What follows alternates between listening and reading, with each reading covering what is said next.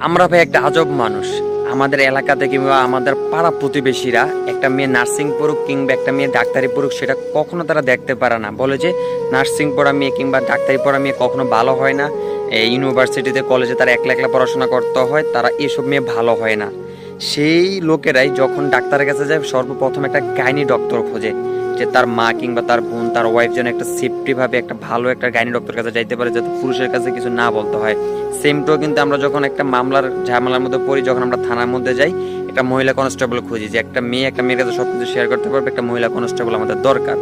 Same আমরা যখন বাজারে যাই, আমাদের মা বোন কিংবা ওয়াইফ নিয়ে যখন আমরা বাজারে যাই, তখনও কিন্তু আমরা একটা মেয়ে দোকানদার খুঁজি, যে আমাদের মা বোনদের যাবতীয় যা কিছু প্রয়োজন তারা যেন একটা মহিলার কাছে সবকিছু ওপেনভাবে বলতে পারে, তারপর এগুলো খুব সুন্দরভাবে নিতে পারে, তখনও কিন্তু আমরা একটা মেয়েকে খুঁজি।